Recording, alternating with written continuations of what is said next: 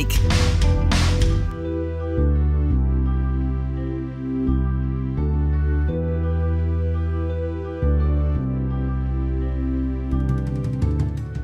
Good evening, everybody. Welcome to the Friday Night Show. I'm Jamie Icke. It's Friday the 22nd of September. I hope you've all had a fantastic week. It's certainly not been a slow week this week for news stories, with the UN General Assembly in full flow, so we're going to have plenty to chat about tonight. I'm also delighted to say that Canadian comedian Alan Park will be joining me in about 10 or 15 minutes time for the first hour. A man who's got a very, very interesting story to tell, who's had very personal experience with alternative cancer treatments. In 2013, he was diagnosed with very aggressive prostate cancer and was at the end of 2014 given just 10 to 12 months to live. That clearly is not true, because he's talking to me tonight here in 2017. So he's going to talk to us about his experience, and that's going to be absolutely fascinating. He's going to come on in about 10 minutes time. So, as I said earlier, the UN General Assembly in full flow. We were all blessed this week to hear Donald Trump's first speech at the UN, which Czech President Miloš Zeman described as a head teacher giving out fail grades to students. Quoting him here, "The speech reminded me of a teacher publicly handing out grades to misbehaving students, but the international community should not have a relationship between master and student. Either we are all teachers or we are all students." Zeman, who also delivered a speech at the UN General Assembly, told media in New York. Following on from that story, it's been another week where there's been pathetic rhetoric and insults chucked between North Korea and the US. Kim Jong-un called Donald Trump a doctard, I believe, which, if I can, I've got a dictionary definition of that, which is an old person, especially one who has become weak or senile. Now, observing Twitter this week, following that statement by Kim Jong-un, it seemed more people were more interested in what that word meant rather than the fact you've got two potential nuclear powers that are actually throwing such dangerous rhetoric around. Donald Trump started it earlier in the week with his speech at the UN. Have a listen to this. Now North Korea's reckless pursuit of nuclear weapons and ballistic missiles threatens the entire world with unthinkable loss of human life. It is an outrage that some nations would not only trade with such a regime, but would arm, supply, and financially support a country that imperils the world with nuclear conflict. No nation on earth has an interest in seeing this band of criminals arm itself with nuclear weapons and missiles. The United States has great strength and patience, but if it is forced to defend itself or its allies, we will have no choice but to totally destroy North Korea. Rocket Man is on a suicide mission for himself and for his regime. The United States is ready, willing, and able, but hopefully this will not be necessary. That's what the United Nations is all about. That's what the United Nations is for. Let's see how they do. Now let's just hold it there for a second. He's just spoken about totally destroying an entire country. Is that not a definition of genocide? The people in North Korea are not deciding what Kim Jong-un's doing and what the regime is doing. If you believe the stories that we're told, it's one of the most suppressed races of people in the world. So you're talking about fire and fury, another quote of his from a couple of weeks ago, that's how they'll respond should North Korea make any first attack. They've talked this week also about putting nukes into the Korean Peninsula, into South Korea. It's such a dangerous rhetoric that's going on. You've got the leader of the biggest nuclear country in the world, if you don't, aside of Russia, I suppose, on a par, in America, talking about using those weapons to totally destroy a sovereign country. And while he's talking there about we will not allow dangerous nuclear weapons, if anyone wants to tweet me and just confirm what we already know, who's the only country in the world to have ever actually used a nuclear weapon? And the answer is America in World War II, when they attacked Japan, Nagasaki and Hiroshima. Twice. To a country that doesn't have nuclear weapons. A country that was all but quitting the Second World War. And it's absolutely hilarious to me that these people think they can lecture, if you like. We're going to like I said at the start of the show, we're going to have Alan Park on for about 45 minutes to an hour, and then we're going to open up the phone lines for the second hour like we did in the first show. So I'll give you those contact details for when that happens. The Skype is exactly the same as it is for the rest of Richie's shows. Just chat with Richie. The phone line is, if you're calling from outside the UK, +44 161 408 2017. If you're calling from inside the UK, lose the +44 and just add a 0. So 0161 408 2017. I'm going to have my Twitter page open up throughout the show. It's just at Jamie_Ike. And if you want to email me and we'll read some of your emails out, then that's just Jamie, JAYME.Ike @davidike.com. So following on from what's going on in the UN, Theresa May has flown to Florence this week. I believe that's today, to deliver a speech on Brexit, where she's going to appeal to the EU to begin negotiating, if you like. The EU seems to only be interested in what the divorce bill is going to be and what the UK are going to have to pay post-Brexit. And they don't seem to be interested in chatting about the future relationship and how that's going to work when we actually leave the EU in March 2019. Theresa May this week has spoken about a bill of between 20 to 30 billion pound to actually pay over to the EU, and a 2-year transition period starting in March. So, and I believe from a story that I've read today that none of the top EU people, including EU chief Brexit negotiator, are actually attending her speech in Florence, which I think is another clear sign from the EU that they don't actually have an interest in a genuine amicable split. This is more a case of they're punishing Britain for the decision that the British people have made, and that's to take back control of our national sovereignty. And the EU, it's like the playground bully that's going around basically trying to intimidate Britain, intimidate the British people. And to an extent, it's working. When you look at some of the Brexit polls now, more and more people are starting to say we'd rather stay in, and that's been because of the reckless and intimidating actions of the EU. And the British politicians have not stood up to that, and they've not actually called that out, which is what needs to happen. What's the best thing? What's the worst thing a bully wants? A bully doesn't want to be called out, and that's what we need to do to the EU. And actually, a story which I've got just under me here, which is this man just doesn't seem to want to go away, does he, Tony Blair?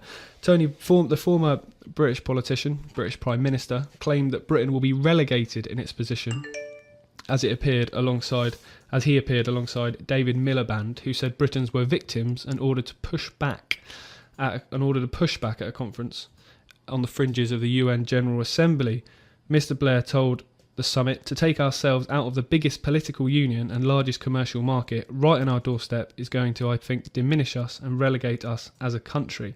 He also described the Leave vote as a destiny-changing decision for the UK, saying that Brexit should be avoided if all possible. The 64-year-old added Brexit is essentially a distraction, not a solution. Now, does no one believe in democracy anymore? Democracy is that you're given the right to vote, and whatever you vote, the politicians do what you've said. Now, 99% of the time that doesn't happen anyway, because how many people voted for the Iraq War? How many people voted for intervention in Libya? How many people voted for intervention in Syria? Both sides of the Atlantic. You're not given that choice. But in terms of who you elect into Parliament, you're supposedly given that choice. You know, we're voting for masks on the same face, but as far as the definition of democracy goes, we're given that choice. The EU referendum, we were given that choice. Now, although that vote supposedly wasn't binding, as in what that means is that the government didn't have to do what the vote said, but they did, really, in terms of morals. And you've got a former Prime Minister there that's ignoring 52% of the population. People have voted to come out. You've been given your instructions.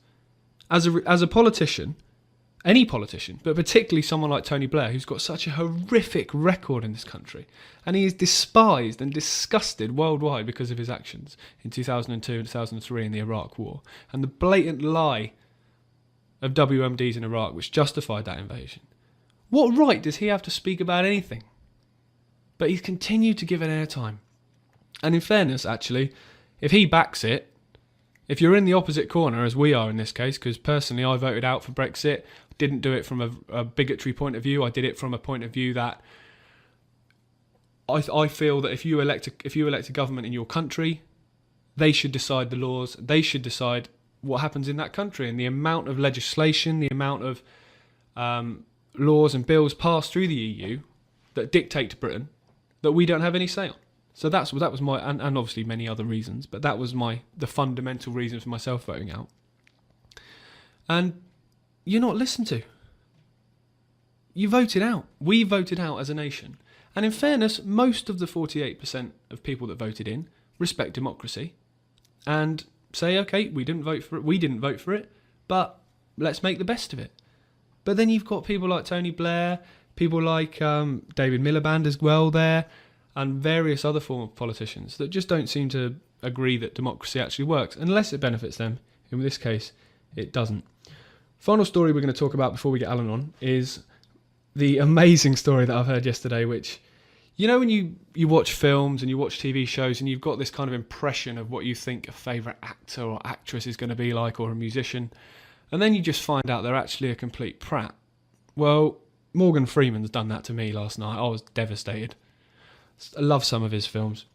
And when he did a TV show Through the Wormhole a few years ago, we talked about AI and artificial intelligence and was it hiding in computer systems. You kind of got more of an impression that the guy might actually have something about him and he might have a questioning bone in his body. Well, he's all but declared war on, Russia, but particularly Vladimir Putin this week. The 80-year-old Hollywood actor has recorded a 2-minute video for the newly formed Committee to Investigate Russia. Imagine the most foaming at the mouth Russophobia you've ever witnessed and multiply it by 10 and you've got Freeman's message. Now we're going to play that for you now. Have a listen to this. We have been attacked.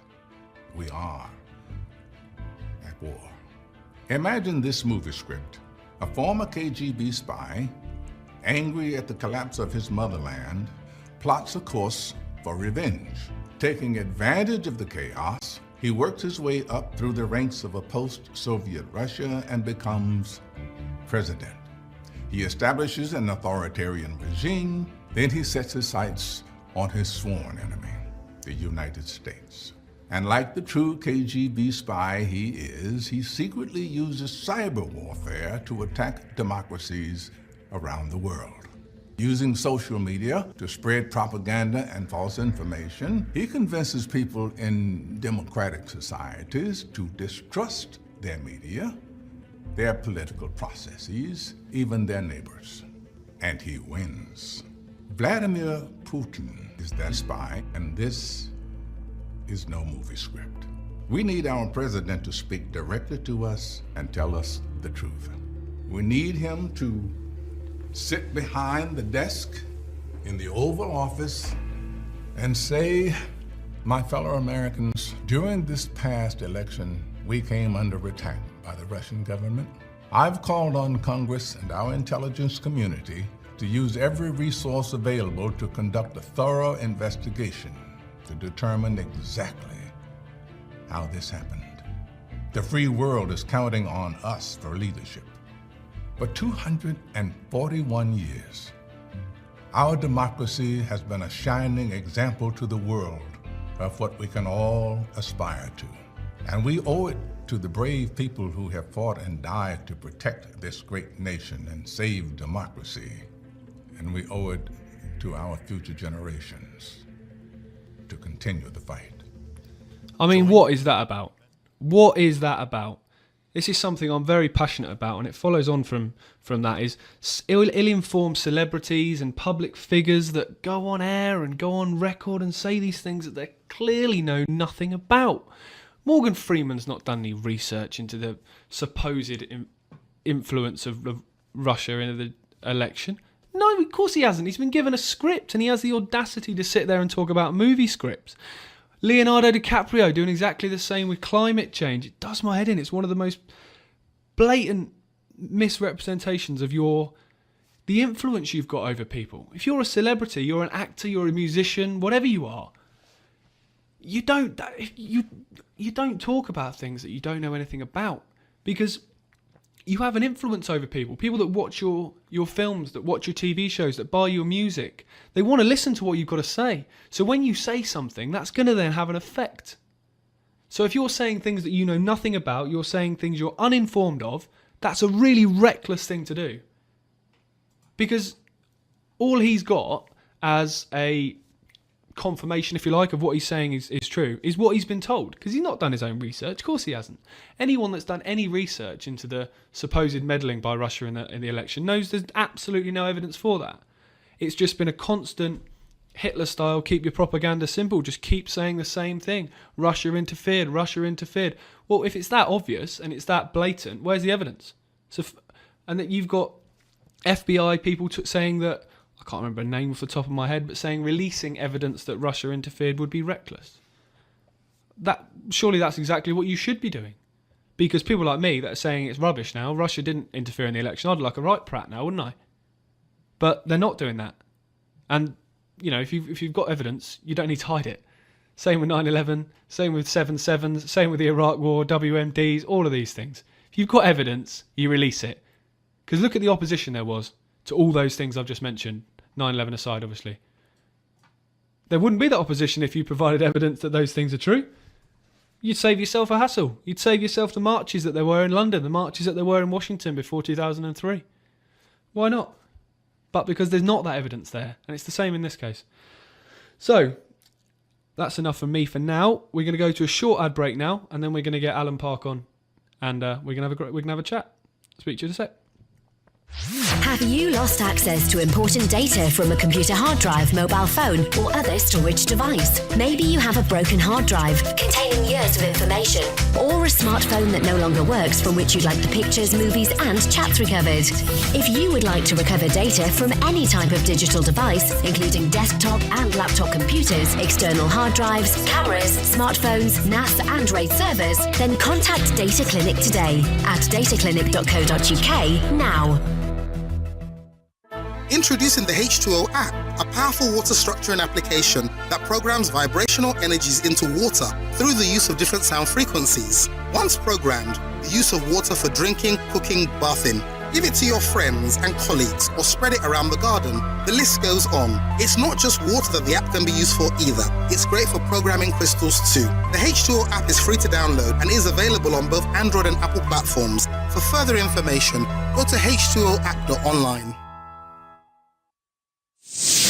There's a place high in the mountains of Spain, a sanctuary where souls gather from all around the globe to learn about themselves and experience powerful changes in the way we see our world. They become awakened to their gifts and their power to heal others. Become part of this ever-growing worldwide family of unique, pure energy healing practitioners. Discover how amazing you truly are. Go to www.markbayerski.com. It could just change your life forever. Is your mind full of ideas, yet you struggle to put them down on paper? Characters with no home, unfinished concepts that you always wanted to finalize, yet lacked knowledge and drive to complete? The Creative Writing course from Creative Imaginings may be the long-awaited answer, designed to help you finish your masterpiece with better language techniques, detailed study of the character, plotted suspense chain, and valuable information to get published. Don't delay your creation. Sign up today. Email Sue on nasusproductions@gmail.com. You're listening to The Friday Night Show with Jamie Ike. Welcome back to the programme. Just going to read out a few of your tweets before we get Alan on the show. These are damned tweets at Jamie Ike. Sounds like a movie trailer. Dramatic music. If Hollywood fails him, there is a future career into politics. He talks enough bollocks. Talking about Morgan Freeman there. Little Glob, interesting Twitter handle, tweets, no, he's God, he's a tit, I'm gutted, I used to love his films. That's an interesting one. Again, these are damned tweets again, a couple of minutes before. Tony Blair is a war criminal and shouldn't be allowed any time to bring this country to its knees. What a vile human being. Keep tweeting in, Jamie_Ike. If you don't know them, my parents thought it'd be funny to make it even harder for me by putting a Y in my name. So it's JAYMIE _ICKE. Apparently ICK wasn't hard enough, so they've started with a first name as well. So, as I've said so far, we're going to get Alan Park on the programme. I'll just give you a little bit of background. Alan's a Canadian comedian who I was fortunate enough to meet in Toronto a few weeks ago, and we were over there as part of the Worldwide Wake Up Tour. He's an absolutely fascinating man. We had a great chat, and there and then asked him to come on the show because he's got an amazing story to tell that I'm sure many people listening will be able to relate to. In 2013, he started to experience some pain, went to the doctors in the summer and the fall, the autumn of that year. Nothing terrible turned up. Over-the-counter painkillers he lived just to get by. And it gradually started to deteriorate. Towards the end of 2013, in November, he went into an emergency room, which is obviously A&E in Canada, and was diagnosed with aggressive advanced prostate cancer with a PSA level of 700. On the 24th of November, he made his first batch of oil, cannabis oil that is, and by the 28th he no longer required the morphine, which had been basically keeping him going for that period before that. In late December, a top surgeon gave him 10 to 12 months to live. This is in October to December 2014. So, clearly, as I said at the top of the hour, that's not happened because he's chatting to me tonight in 2017. Just before we get him on, we're going to play a short clip, which is a BBC clip about cannabis oil, talking about its potential benefits in treating cancer. At the start of the clip, you're going to hear from a cancer sufferer, and then you're going to hear from a BBC voiceover and a BBC doctor. Have a listen to this. You know, everyone looks at it like you're getting high, and it's not. It's a medical. It's a natural option that the government's ignoring, and I want to live. I have to live. Cannabis has been used as a medicine for centuries. It's legal in half US states. A British drugs company is trialling a new cancer drug, and Britain's leading cancer research group is interested. Cannabinoids are certainly very interesting molecules, and there's a lot of research. There's hundreds of papers being published looking at their chemical properties against cancer cells. Turning that into effective treatments is a long road, and certainly it's not going to be the one cure for cancer, because nothing is. See, I find that quite interesting there, where she says there's not a cure for cancer, basically. Yet, we're going to be chatting to Alan about cannabis oil, but if you look worldwide and just from a simple Google search, there's lots of alternative treatments to cancer. An Italian doctor, Dr. Simoncini, used bicarbonate of soda to cure various types of cancer, and he was struck off and banned from practicing in various countries for that.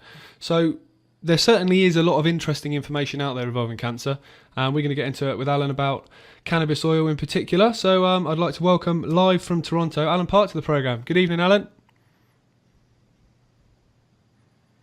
Don't know what's going on here.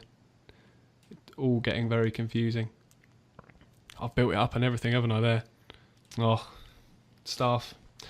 So, as I was just saying, we've got, there's various different interesting alternative treatments out there, and one thing I want to chat to Alan about when we get him on is the kind of response that he got from his doctors, his mainstream doctors, when he started to go into these alternative methods, if you like, because various people that have gone into those have got very, very bad responses from mainstream doctors. There was a case here in Britain of a family, actually in Southampton, a family who took their child out of the cancer unit of Southampton Hospital to take him over to, I believe it was Holland, to get some alternative treatment, and that was then treated as a criminal case. These parents were pursued by the police in order to kind of get him back.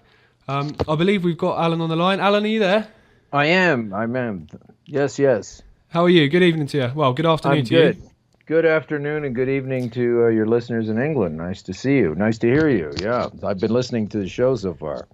Yeah, it's great to speak to you. Obviously, we met a few weeks ago. We had a good chat about your experience and your story. So we just want to get a bit of a kind of rounded view of what's happened to you in the last few years. So should we start at the beginning? You sent me over an email yesterday saying that it kind of started in late 2013. So do you want to talk us through how everything began? Sure. I like that the further this gets away, people are a little less apprehensive. When I was telling people about this a couple of years ago, as soon as you start talking about it, they're panicking that you're going to die in 5 minutes. So obviously the further out we get is good. But so 2013 was just a gradual deterioration in physical well-being, really. That's all it was. It was triggered, my awareness of it was triggered by pulling my rib in the gym. Using weights. It wasn't even the full weight that I want to use. You know, you have these gradual workup weights. You know, you're not doing your full weight yet. It's sort of building your way up, and that caused my rib to come out. And And so I thought I had broken a rib, you know. So and I went to the doctor and told him what was happening, and he said, "Yeah, well, you can't do much about that. You have to just bind it and live with it." And then 6 weeks or so later, it's still not any better. And in fact, maybe even the area that was originally injured was not so painful as much as some other areas that had opened up around the rib cage. So I went back to the doctor, and by the time I was aware that I wasn't healing from the rib injury was about 7 or 8 weeks later to be fully aware, like, okay, none of that. I didn't heal at all in those 6 weeks from the end of January to the beginning of March. And then I started taking over-the-counter meds in March, April to get through the pain.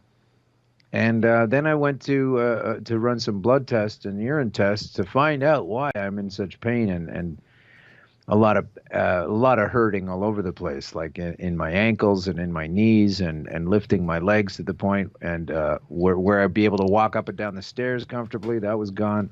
It was just getting worse and worse, and they weren't finding anything.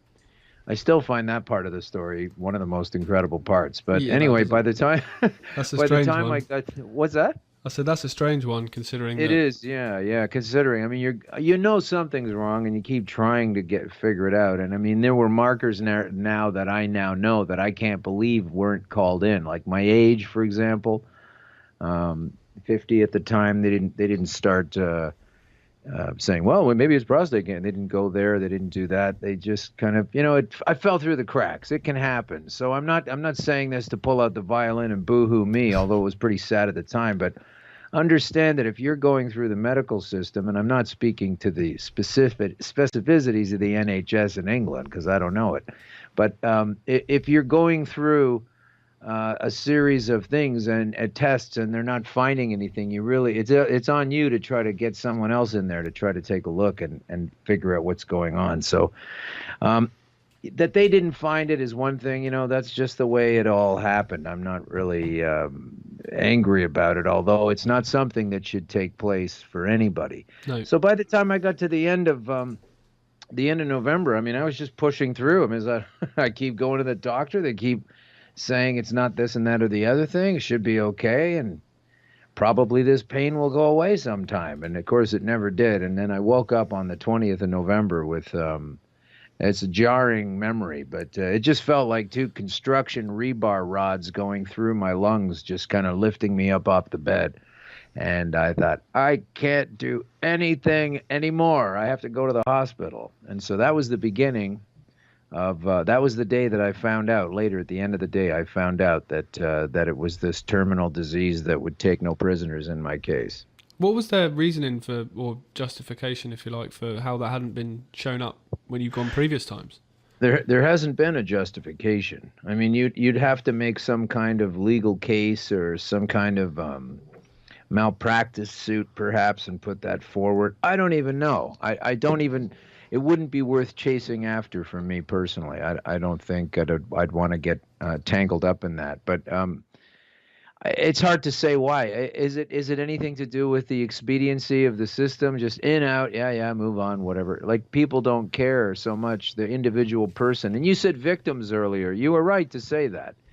You corrected yourself. You said, oh, these cancer victims. We're victims. We are victims. And then you're a patient. But a patient and a victim of this particular disease is the same thing in my books. Well, yeah, to me, the reason I say victim is because when there's so many treatments out there, as you've experienced yourself, and many others, that are not getting the funding, not getting the publicity, and not getting the traction that chemotherapy, radiotherapy is getting, I feel like people are victims because they're losing their lives when there's no need for them to. Well, I've been making a big deal of this on my show. I have a show called Green Crush. You can find that on Google or on YouTube. And one of the things that really set me off once I started to get a lot of this learning done and finding out how to get out of my certainty of death. And one of the things I found out was that in 2009, which is 4 years before I'm even afflicted or diagnosed, there's an article in a thing called cancerresearch.uk.org, cancerresearch.uk.org. And if you look in there, and maybe it's .co.uk.org, sorry. But if you look in there, there's a and I put it up on my show all the time, and you can find all that at Green Crush Pod. That'll tell you where everything is. But I put this article up because in 2009, there's an article that says that prostate cancer can be cured, is curable with cannabis oil, right? So I was very suspicious later on as to why my doctor, who said I had no option, and when he said that, he meant mainstream. There were no drugs, really. There was no surgery, radiation, or chemotherapy. And he just said, it's just going to end. That's it. But I don't understand how a top flight guy doesn't know this thing from 4 years ago. Because if that's my field, if I'm racing cars and you come up with a better engine than me or whatever, like I learn about the things that I'm involved in. And it's hard for me to see a top surgeon just go ahead and say, that's it, you don't have any options. But this is exactly what they've been doing, because I found another document, not a document so much as a story in The Guardian. Now, I know that sometimes the mainstream press is something we make fun of, but in the article in The Guardian from November 4th, 2001, they're saying that the anecdotal evidence regarding cannabis oil and healing people with illness is old news. It's no longer just anecdotal. Doctors are admitting it's a miracle. Testing has shown all kinds of good things. And from this, we need to move forward. This is a virtually buried article. I don't know how any country can go ahead and make rules and laws that are punitive regarding putting people away because it's a dangerous substance and blah, blah, blah. Meanwhile, here's this article from 16 years ago telling us all about, and that's an old article, This is the other thing. You're having me on your show now to talk about it. Mainstream publications never have on, unless I've never seen it, Raphael Mechoulam. This is the Israeli doctor who identified THC and CB1 and CB2 receptors, and he discovered that in 1963. Then they spent all of the 60s, him and his team and a bunch of other people, researching what marijuana, as they used to call it, cannabis, actually does. And by 1970, they had about 10 years of solid medical data going on right there saying, hey, this is really good for a lot of things. So what do you think the next logical move is? We bring it into the mainstream and we get everybody that's in, on healthcare to sort of understand how this application can be. We get it into patients. We get people turning around maybe 45 years ago. But instead of doing that, they just pretend like it's not on. Richard Nixon kicks off the drug war, and we're only now just starting to peel off the layers of restriction from that today, which is unbelievable to me. Yeah, absolutely. I've just looked at that link you mentioned a few minutes ago, cancerresearchuk.org it was. And that's one of the biggest charities in Britain. Well, I thought they were a charity, but it says Cancer Research UK, a corporation, and I think that's kind of just triggered something for me. Cancer is a business for the medical industry. It's worth billions year on year, and you're going to earn more by treating something, by getting people to keep going back, than you are from curing something. And it's a conversation you have quite a lot in a pub when you talk about cannabis. Not even necessarily from a medical point of view, but you talk about how many people that use it. And surely if it was legal and they taxed it, they'd make a hell of a lot more money than they do now off alcohol, like they do off cigarettes. And they compare it to alcohol and cigarettes when it's convenient for them, and then they don't compare it to alcohol and cigarettes later. Like, for example, the provincial Ontario government has just put out a bill recently. The proposal, I keep reminding people, I don't know why they think it's a done deal. It's a proposal, and sometimes when you get proposed to, the answer is no. That's where this belongs. But this proposal is, it doesn't take into account a lot of things. It's so flawed with even just regular logic. It's astounding. It's moving forward under the rubric of being sensible and being intelligent and moving forward. There's so many mistakes in this thing. You can't even believe it. Like, they're legislating that people have to stay home to consume their legal weed. And at the same time, you're not allowed to take it outside anywhere, just unless it's in your backyard or balcony. But then maybe your neighbor on the balcony doesn't like your smoking. So there's going to be that problem. There's so many constitutional flaws in this thing. But I have to go back to this article from 2001. That was the one you cited from 2009. This is in The Guardian, and it's in UK News. It's not even in the opinion section. It's in the news section. And it says, I'll just go through a couple of points here. It says it's a wonder drug capable of radically transforming the lives of very sick people, according to the results of the first clinical trials. Again, this is back in '01. Tests sanctioned by the government are proving far more successful than doctors, patients, and cannabis campaigners ever dared hope. Some of the patients are simply calling it a miracle. So here's a great idea. Let's stuff all of this information into a jar and ignore it the whole time. Over the last 16 years, dream up a series of ridiculous legislations that go against the rights of the people, that go against the free access of a plant that grows in sun and water, goes against all of that. And because it is going to cheapen the income, it will cheapen the income of the pharmaceutical companies. There's no way about it. There's no other way about it. This cannabis used to be a medicine that was used for all kinds of ailments. Now they have all kinds of medicines for one ailment. You know what I mean? So they've completely flipped the script on how to make money on these things. But I'd say it's a crime that you can't be going out there and making punitive cannabis legislation or any kind of legislation when there is tons of evidence to the contrary of what you're saying. So while they lament, oh, this is going to cost more in police costs, because they're the first people we had to consult before putting this thing through. I don't know why they don't talk to the users like myself, but we're always the last one on the list or never at all. But when they're pushing through this kind of thing, they say the costs will go up in the policing ledger, but they don't mention that if you're consuming this stuff on a proper basis, on a regular basis, as a food, as a fruit, in your smoothies, juiced as a liquid and put into ice cubes that you can put into drinks later, and you're taking this element into your body that, Jamie, your body craves and needs. Okay, just like you need to get vitamin B12. So if you're not if you're a vegetarian or a vegan, you got to figure out a way to get B12. Or try spending your life without vitamin C. Or try spending your life without amino acids. You're going to head down to a place where you're getting sick and breaking down. And I think that this is at the root of so much of the illness of the peoples of the world, because this plant is in almost every country.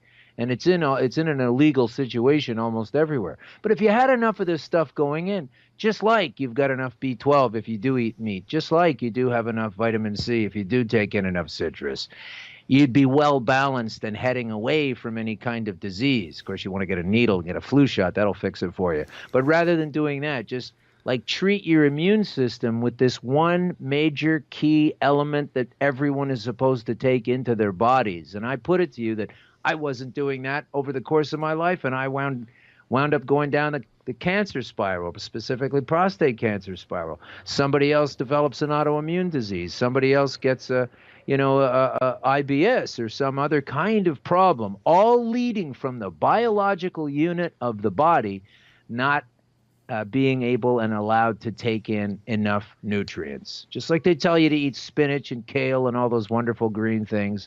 They arrived at those pieces of information, those knowledge points, because they studied those plants, and they know what kinds of amino acids and enzymes, etc., are in those plants. And if you put cannabis into the spinach, kale, lettuce group, you're not going to believe all the nutrition that's already in there that dwarfs all those other plants. Plus, you've got the full-on healing properties of the CB1 and 2 receptors that your body so normally craves. Of course, nobody gets it, and we all die of old age. I mean, you look at some people who are 45, 50 years old. You can't believe how old they look. Yeah, absolutely. You know, it's just incredible. And I just think it all comes down to there's a massive suppression, not just on smoking a joint, but taking this stuff in. You get this stuff into you enough, you're not going to be sick. You're going to figure things out a lot better than you used to be able to figure out, and they don't want that. You're going to be harder to govern. It's going to be less expensive. It's going to shy away from the black market. All these things that we say we want to do in government, but of course now they're setting it up to parallel the black market system. So this is all done by suppression of old information and definitely an unwilling nature to carry on any nutritional or scientific research fully, properly in the open and in the mainstream and as fast as possible in the current day. So it's really coming at us from both ends here, unfortunately. Yeah, absolutely. That's a good point to make as well. The amount of other benefits cannabis oil and cannabis has had on various other illnesses as well as just cancer. Oh yeah. I remember reading a story here in Britain about somebody who had a skin condition who used cannabis oil by rubbing it rather than ingesting it. by rubbing it almost like a cream, and it had a massive benefit on that kind of condition as well. As you said, the amount of research that's gone into this, the amount of attention and the amount of money that's gone into this, the research, the fact that has not reached mainstream, there has to be a reason behind that. And you've touched on it there by saying they don't want people open, they don't want people healthy, because healthy people don't buy drugs, healthy people don't need the system, if you like. I've just found an interesting stat in front of me that every year now, $4.9 billion is raised for various cancer research charities worldwide. Yet with all that funding, they could use that funding for the extra police, couldn't they? Yeah, they could. They could use it for that. They could just come to the truth and say, yeah, we don't really want to look at that, because here's the greater point. Right now it's an argument, and they bring this up all the time. What about the children? What will the children do?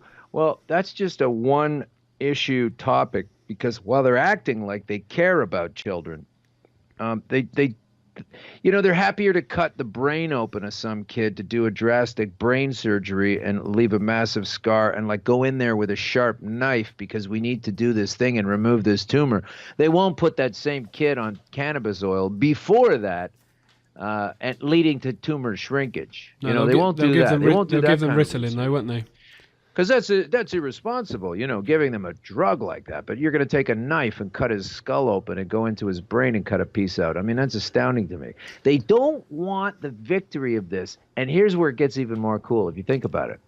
If you allow it to be, let's call it a democracy thing. For example, in Canada, where most people want it to be a completely decriminalized thing.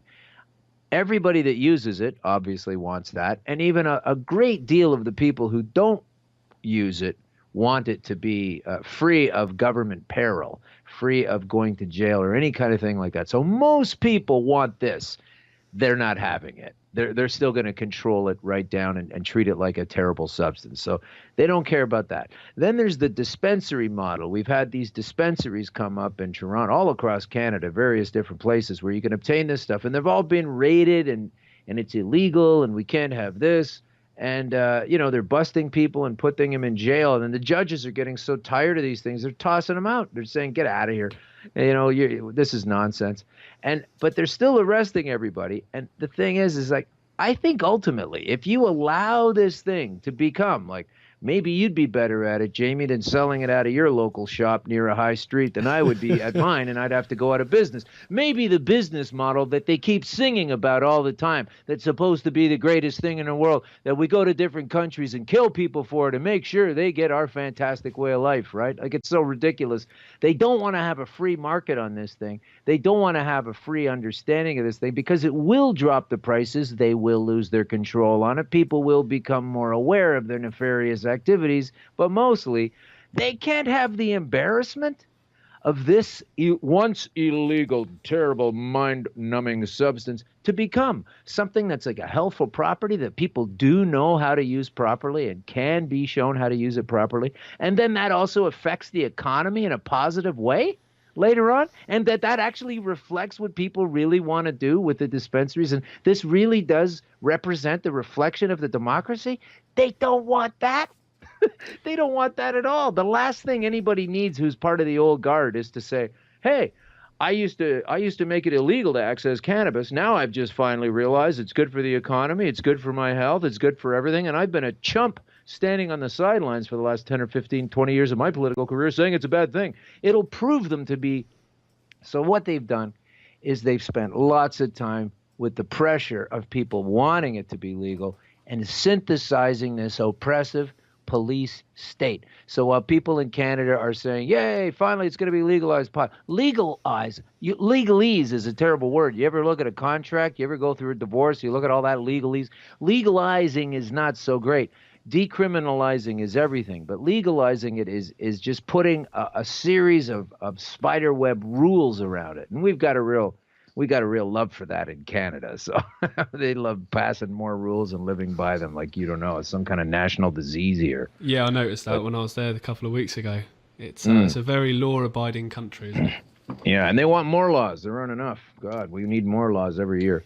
But it's amazing to me because what it comes down to is total ignorance on the part of the people And they're dreaming up these education programs. Coming soon, we're having the education program about cannabis. Thing number one in the health community board is don't use it. Number one is abstinence. Don't use it. Okay, so these are the people that are going to be in charge of education, government education programs. They haven't written any yet. They've released. I can't wait to see these indoctrination programs that completely ignore the testimony of people like myself. They completely ignore the facts that are in this article from 2001. It even says in the 2001 article, previously, this kind of, I don't know exactly where it is, but basically I'm paraphrasing it. Previously, this kind of thing used to be known as anecdotal, but we now realize it's not anecdotal.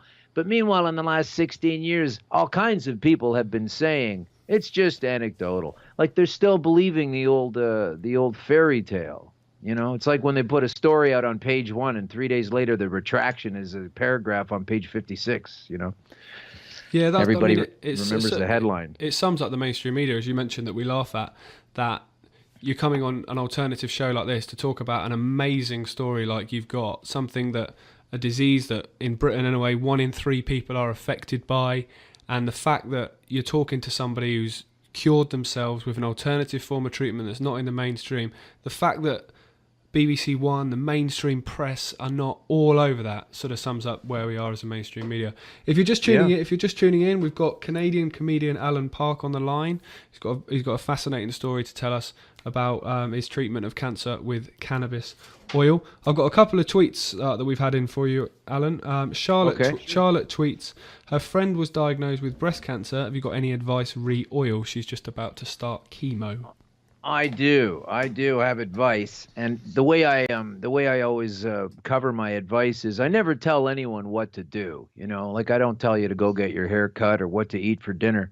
So what I say is, gee whiz, if that happened to me, here's what I would do, and then I think that sort of covers it. Yeah. But this what's the name of the caller again? Charlotte, I'm sorry to hear that news, first of all, and I'm sorry that just about everybody in Britain everybody's affected by it. Well, it's 1 in 3. I think it's 1 in 2 now, maybe in North America. You've either got it or you know someone that does. So I'm sorry that happened to her. I really believe, like I said earlier, in the maintenance program of ingesting this plant. And it's hard. How do you get enough plants to put in your salads and eat this as a food?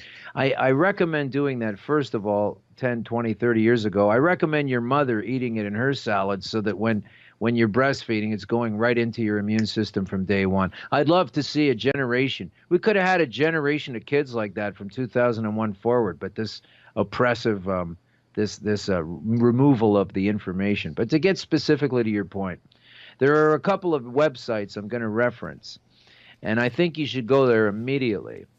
And you should study them, because you need to look at every page and you need to watch every video on these 2 sites. Now listen, there are a lot of good websites, I'll give you that, but these are the 2 that really got me going onto, hey, this is something, and got me pointed in another direction. So before I even talk to anybody personally about this, I ask them to please go to these sites, and have nothing to do with me personally, but they're just a treasure trove of information.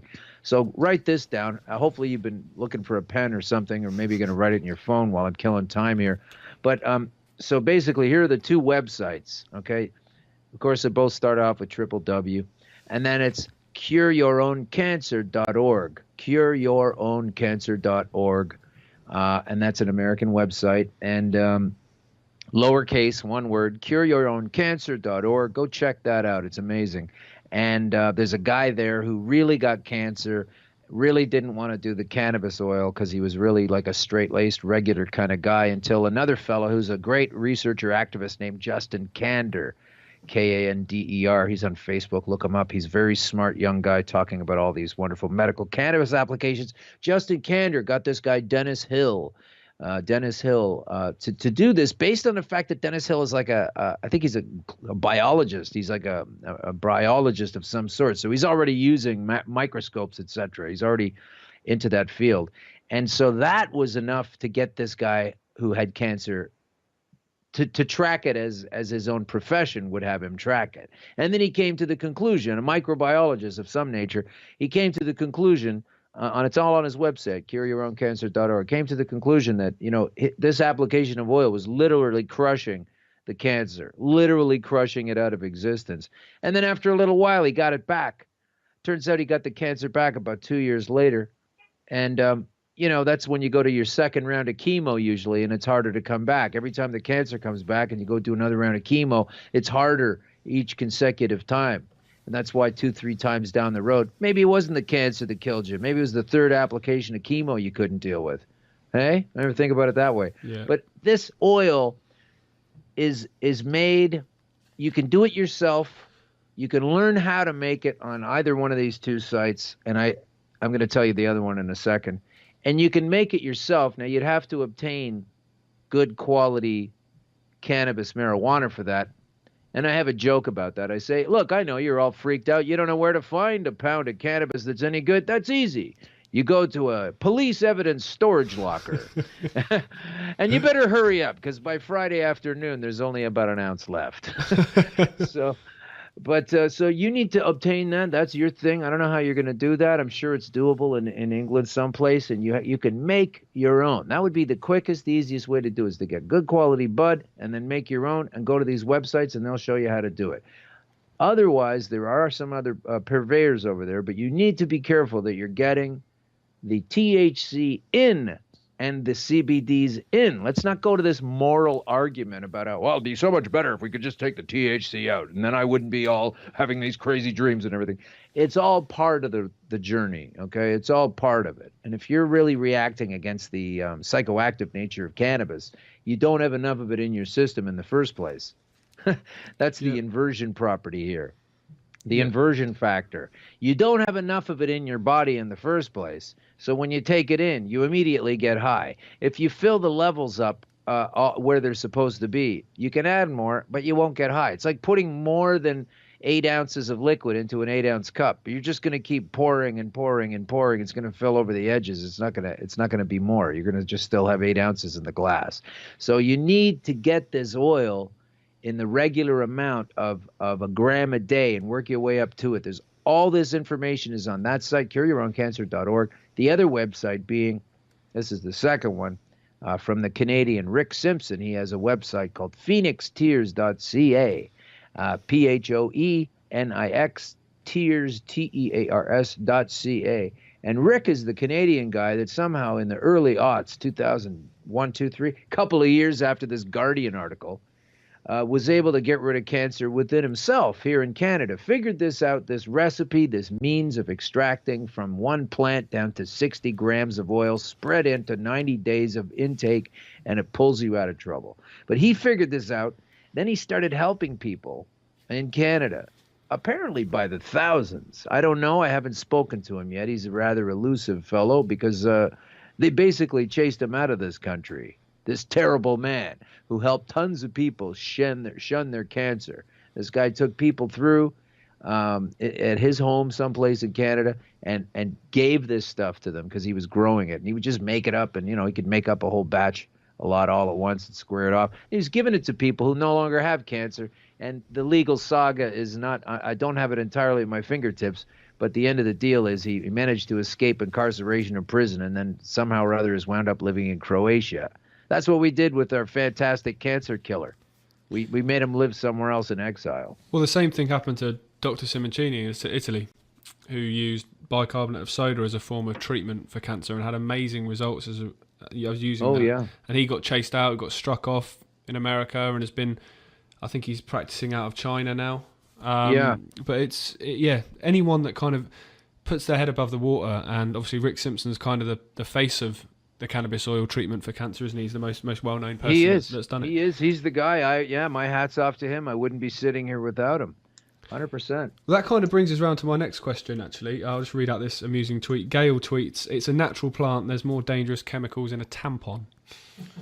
Sure. Yeah, there are more. Yeah, you never hear of anybody getting toxic shock from smoking a joint. But yeah, that's true. That is true. There are more. That's an amazing story. I never really thought about that until I was about 25 years old. But the whole notion of all of the stuff that goes into those things. Oh, it's madness.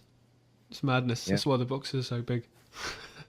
I just want to come back to your story in particular, because I think it's for people listening, it's an amazing opportunity to speak to somebody like Charlotte, who tweeted in, to hear from somebody who's actually got a personal experience and a really positive personal experience of this. Yeah. So if we can go back to late November 2014, Sure. Okay. What was your experience of cannabis prior to being diagnosed? Did you used to use it recreationally, or so you had an experience of it previous to that?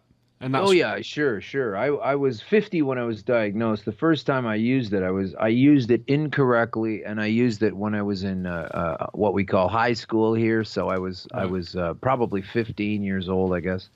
First time I used it, something like that. And because of the repression, because of the illegality of it, because of treating it as a criminal substance, you then create the darkness and the negativity that surrounds that thing that we all know everyone's going to eventually get. You can't legislate these things out of existence.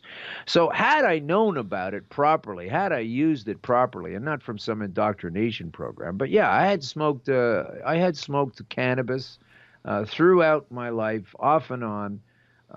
When I got to my early 30s, I was realizing that my cannabis intake at the time was completely ill-advised for me, because I was getting ideas and coming up with things. I'm a comic, so I would, you get high with some other comics, you think of some funny stuff, and in my own personal case, I realized that I wasn't actually moving forward with any of these, fancifully arrived at plans or what have you. So I stopped using it.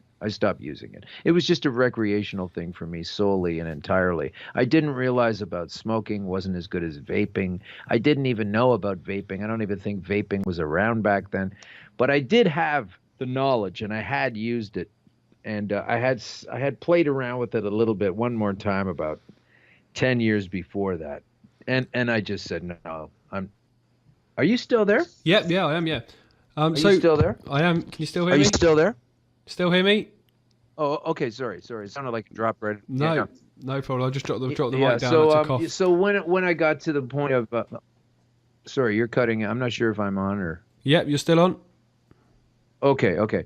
So when I was, I'm not sure where I left you now, but basically I had used it and I did know what it felt like. And so the very first time I started to use it in the medical turnaround, which was the night of the 23rd of November, 2013, that was my first time using it, like with the hopes of using it to pull me out of trouble. And that I smoked a joint. I smoked half a joint with someone who sold me 1/4 of the amount, 1/4 of 1 pound. You eventually need a pound, but I couldn't afford that, and it's a bigger process to cook it up like that and everything. So I did it in a 1/4 pound capacity, and so but on the night that I bought it, on the Saturday, I wound up smoking a half a joint, and that felt actually pretty good. I actually had a pretty good positive reaction in the bathroom. There was almost an instant feeling better and a release of some stuff in me, fluids and liquids that were always having a tough time coming out with this late stage prostate cancer. And all of a sudden I smoked half a joint and a bunch of stuff came out and I felt at ease and I was feeling really nice, even though I was a few days into this terminal diagnosis. And the next day I made the oil, and then I took a little bit, the size of the head of a pin. Right. I took that much on Monday, Tuesday, Wednesday, the size of a head of a pin, and all of a sudden on Thursday morning when I went to take my regular morphine pill, I realized, hey, I'm not actually in pain. Maybe don't take the morphine. And I haven't taken any since that time until my second crash. And then that was a whole other saga. So when you stand in front of a doctor and a doctor says to you, you've got 10 to 12 months to live, that's an experience that nobody wants to go through. No. What was your reaction, given your knowledge of cannabis and the cannabis oil? Was it sort of a, no, right, I'm going to walk out of here and I'm going to cure this on my own? Or how did that genuinely feel? Mm-hmm. So I was diagnosed on the 20th of November. And that was a Wednesday. And then they said that this doctor would be getting a hold of me really soon to set up another follow-up appointment with an expert, because I'd only been diagnosed by the emergency room attending doctor, you know. Right. And they just tell you what you have. They don't tell you how you're going to battle it or what kind of drugs you might use or what's the plan going to be. They just say, here's your problem. This guy will get a hold of you later. So they didn't call the next day or Friday or the following Monday or the Tuesday. But on the following Wednesday, a week later, they called up and set an appointment for, I think it was, I never really remember this one. I need to look it up in my all my papers that I've got with all this whole story. But basically, it was between Christmas and New Year's of that year. So 5 weeks away, 5 weeks down the road from this terminal diagnosis. And that's key. That is a key point, because there I was getting diagnosed. Within 3 days, I start using the oil. Within 3 more days, I don't need pain relief anymore, and I'm regaining my mobility, and I'm feeling better and better and having a better time of things. And I can tell that by the time I go see this guy. Okay, by the time I go see this doctor. So his first thing was looking over all my work. Basically, to him, all he thinks is, okay, this guy came to emerge 5 weeks ago, and now he's here. And so I'm clearly going to be the same terrible state or worse. Yeah. So he looks at my 700, and he's scratching his head, and, you know, I'm trying to be as chipper as possible to put a positive spin on the whole thing. And he says, I don't understand how you can have a 700 here, because we tested you today and it's only a 374. Now, that's not exactly half, but it's pretty close. It's still a terrible number. You never want a 374 PSA. You don't want anything more than 3 or 4. Right. But it was about half. And what he didn't understand was, like, I should have been at least at 700 or 7202 or 710, or even have doubled. Because oftentimes when it gets to crazy town like that, it just doubles out. You know, you go from 200 to 400, 400 to 800, that kind of thing. So it could literally have been 1,400. It could have been 1,000 or 1,100 or something. But what he didn't understand was how it could be lower. And he was saying that. Like, he was sitting there at the desk, you know, with me sitting there, meeting him for the first time. And he's going, I'm not comfortable with this at all. I don't understand these numbers. I mean, it doesn't make sense to me at all. And I'm sitting there thinking, I know exactly why that is. The only wild card here is I'm taking this oil for 5 weeks, and this guy doesn't know that, right? That's the only way. That's the only thing different. That's why he's at the top of his game, scratching his head and going crazy. And I didn't tell him, because I didn't feel like it was a good plan to tell him. Why tell him? Who cares? So I let it sit for a while. And he's going over it, and I said, no, that is definitely correct. I was definitely in far more pain and agony when I came in at the 700, and I do feel a lot better now, so I believe those numbers. And he's like, okay, well, I don't know. I mean, maybe we should do this one again. And then we went through the rest of the meeting, and he's telling me what he can and can't do for me, and basically couldn't do anything. He could only give me what's called a hormone suppressant, to prevent my own body's production of testosterone, because when you have prostate cancer, that's the fuel. Just like probably a lot of the female cancers, such as breast cancer and uterine cancer, etc., the fuel is estrogen, yeah. Right? So I have to kill this production of this, but he's still saying, like, we'll do that. That'll just slow things down for you, and I'd give you, like, he said, about 10 or 12 months, and the last several months of which aren't really going to be any kind of fun. So that's super grim. And so by the time we got to the end of this half-hour thing, go ahead and ask your question, but by the time we got to the end of this half-hour thing, he put his hand on my shoulder, and he said, I'm so sorry. There's nothing else that can be done. And Jamie, there was a certain energy and a certain rhythm and a certain timing of all of the things he was saying and all of the things I was saying and all the things he was saying. And it was kind of going back and forth in a rhythm, you know? And so to answer your question, when he said that thing to me, he's got about 10 or 12 months to live, and I said, wow, that's such a short amount of time or something like that. And he said, well, I know this is the hardest part of my job. It's always hard for me to tell people this is going to happen. We do have counselors here at the hospital. We do have priests and people of a religious persuasion if you need to talk to them. This is always difficult, et cetera, et cetera. And I just shut everything down. I just stopped the flow, the back and forth, the rhythm. I changed the game. I changed the energy, right? Just like you can change the energy if you all of a sudden swear, or you all of a sudden are going really fast and go really slow. You're changing the energy. Yep. And I brought it right down, and I said to him, because I was feeling better. I could tell things had been going on for weeks now, 2 or 3 weeks of like, wow, this is incredible. I really am in better shape than I was in all of November and all of October. And I said to him, so what you're telling me is there's nothing I can do to get out of this. There's nothing else I can do. Is that right? And he takes a second. This is where the whole energy shift changed and everything. And he goes, no, I'm afraid not. And at that moment, I could tell he was incorrect. Now, I don't know if he was lying to me at that time. I don't know if he's trying to manipulate me at that time. I don't know what the hell he's doing. But I could just feel that even though he said the answer was no, I knew the answer was yes. I could just tell by, I don't know. I can't even quantify it. And then I have lots of people telling me, that's bullshit. You're all making it up. And once again, I tell them, hey, I'm still sitting here. Like you said in the intro of your show. Obviously, I didn't die. That's verifiable. I didn't die December 2014. Although I am looking forward to celebrating my 3rd funeral anniversary coming up on this. It's pretty fun. But I don't know where I got the notion, but the whole energy changed, and he said no, and it was a weak no. You know, like if you catch somebody lying and Jimmy, did you knock over the thing and break the cat's tail? And Jimmy goes, no. But meanwhile, he did do it. You can tell he's not on top of it, right? Yeah, even if he's not sure exactly why he didn't do it. But I knew it. And so with this cannabis oil going, and I knew this, I just kept pounding it out. So in a way, that meeting or that appointment was actually quite positive, because it was also confirmation, not that only that you were feeling better, that the PSA levels had almost halved. Yeah, I suppose you wouldn't huge boost. You wouldn't have known. Real mental booster for sure. Yeah, I suppose you wouldn't have known that without going there, and then to see that's the thing with the mainstream doctors, is it's challenging their system and their rhetoric of how you treat these things, and when they can't explain it, they don't like that's it. Go ahead. Sorry, I was saying when they can't explain it, they don't like it.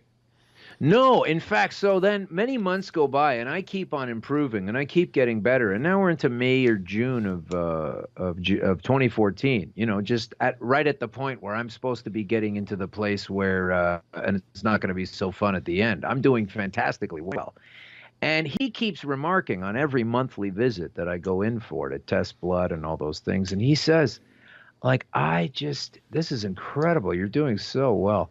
So finally, I drop the bomb. I say, well, I think the reason I'm doing so well is because I've been taking cannabis oil regularly. And this is where I knew I was in for a fight. Right as soon as I say that, his face falls down. He says, oh, I don't think that's a good idea. I would recommend against that. And I just think that's nuts. Madness. On its face. You know, I just completely bonkers at that time.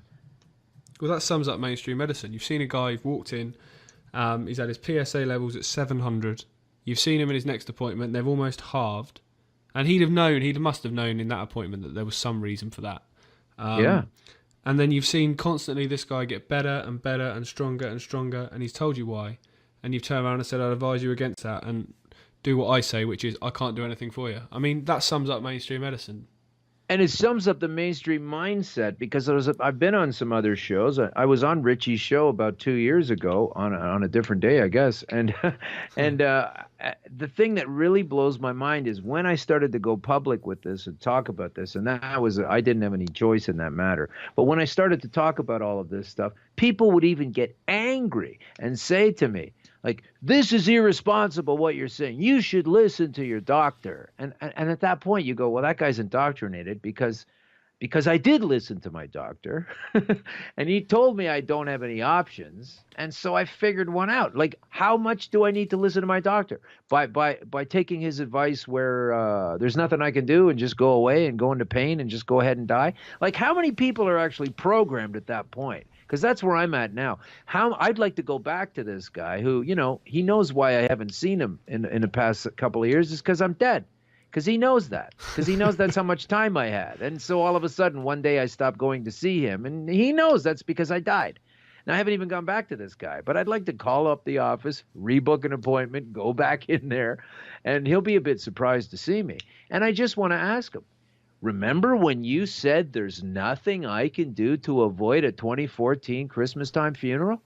Well, I'm still here.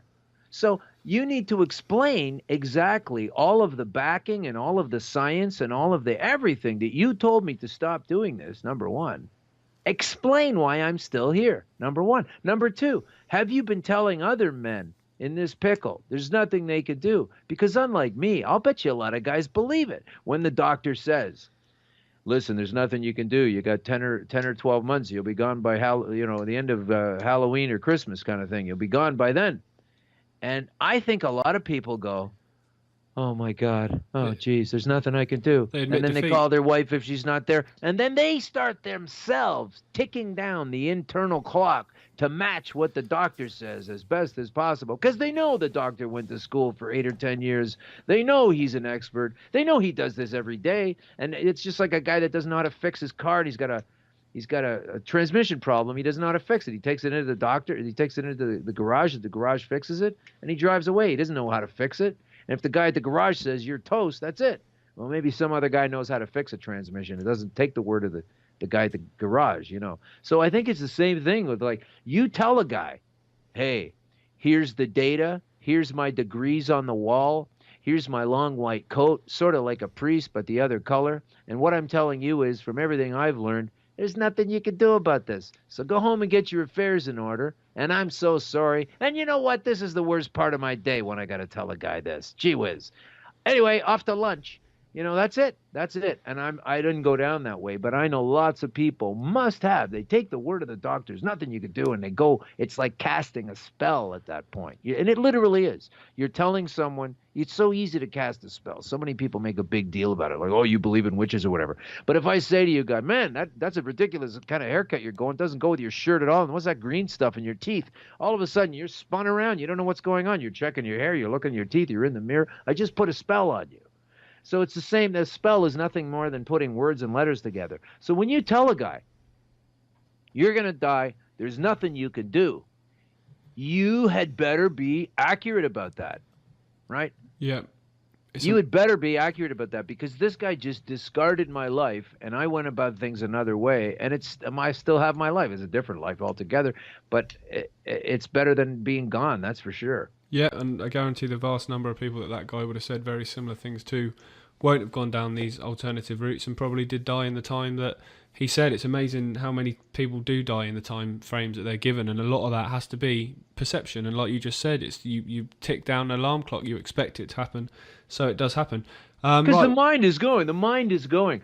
This guy has gone to school. He does this as a living. This is a great. He makes a lot of money doing this. I don't know anything about medical things. And I've been hurting, and I've got a problem, and he just told me what it is, so he must know everything, so I totally believe everything he's got to say. Yeah. And so that means if he says next year, the body and the mind, maybe you go a little bit earlier than that. Maybe you go a little bit later, but you're still going. Absolutely. You literally have to sign on to the program. Yeah, all doctors are when they say I've learnt this, it's just repeating what they've been told by drugs companies and by medical school. It's never actually research yourself that they've done themselves, really. So we're going to take a short ad break now, and we get Sure. we'll keep Alan on after the break. You're listening to Jamie Ike's Friday Night. Back shortly.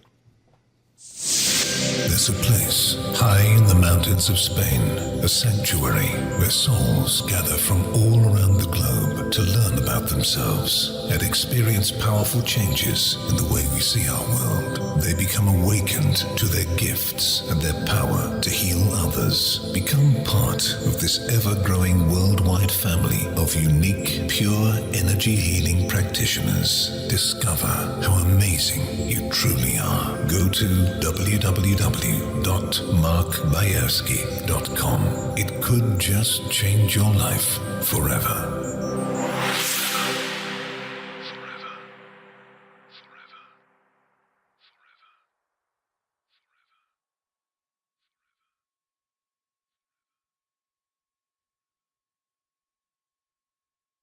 Is your mind full of ideas, yet you struggle to put them down on paper? Characters with no home, unfinished concepts that you always wanted to finalize, yet lacked knowledge and drive to complete. The creative writing course from Creative Imaginings may be the long-awaited answer, designed to help you finish your masterpiece with better language techniques, detailed study of the character, plotted suspense chain, and valuable information to get published. Don't delay your creation. Sign up today. Email Sue on nasusproductions@gmail.com. Have you lost access to important data from a computer hard drive, mobile phone, or other storage device? Maybe you have a broken hard drive containing years of information, or a smartphone that no longer works from which you'd like the pictures, movies, and chats recovered. If you would like to recover data from any type of digital device, including desktop and laptop computers, external hard drives, cameras, smartphones, NAS, and RAID servers, then contact Data Clinic today at dataclinic.co.uk now. Introducing the H2O app, a powerful water structuring application that programs vibrational energies into water through the use of different sound frequencies. Once programmed, the use of water for drinking, cooking, bathing. Give it to your friends and colleagues or spread it around the garden. The list goes on. It's not just water that the app can be used for either. It's great for programming crystals too. The H2O app is free to download and is available on both Android and Apple platforms. For further information, go to h2oapp.online.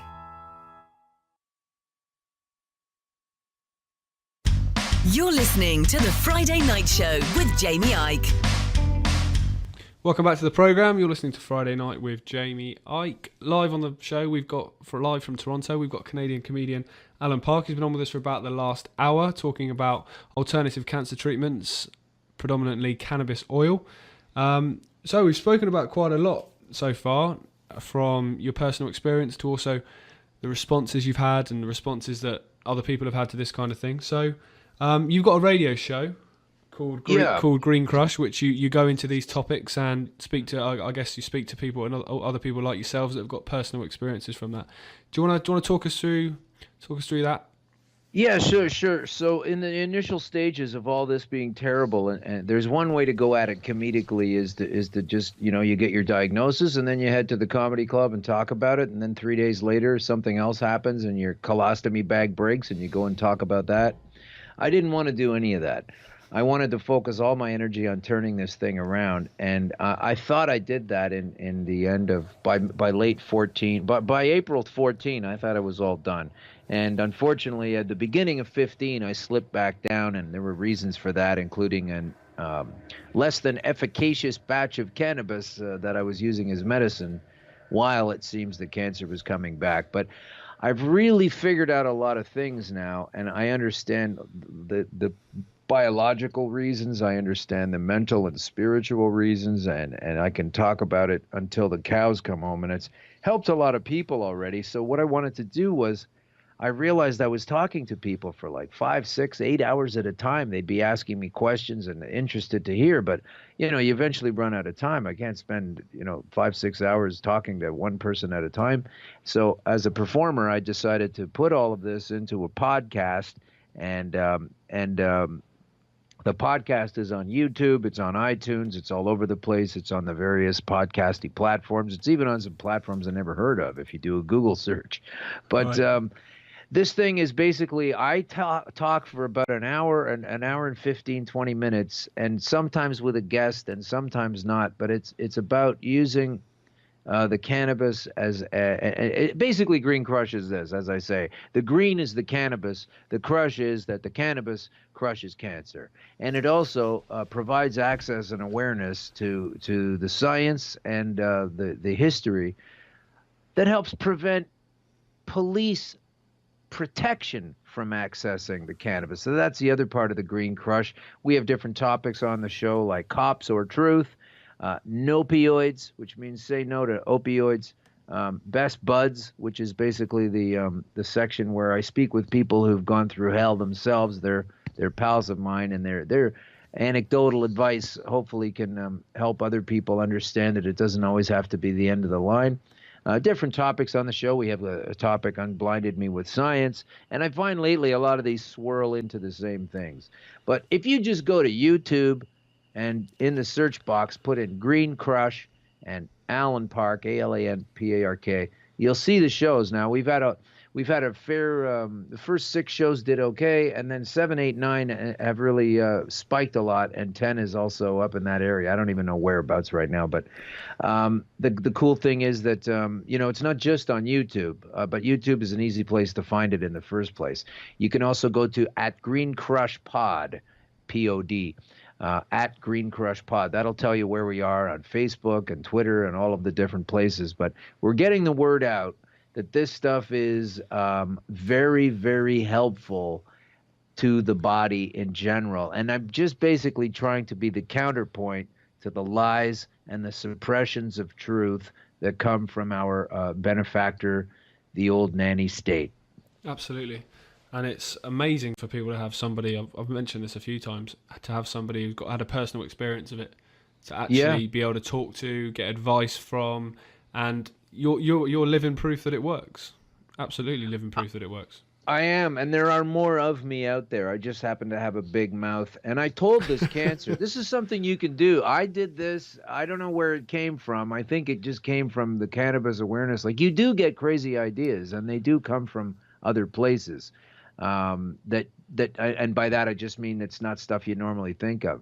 But I came across the idea at one point to anthropomorphize the cancer itself. In other words, the gal who was talking earlier, who's concerned about breast cancer, and her friend, and everybody's mom and anybody else, try to think of this cancer as an aggressor in a human form or in some kind of humanoid form. So here's what I did.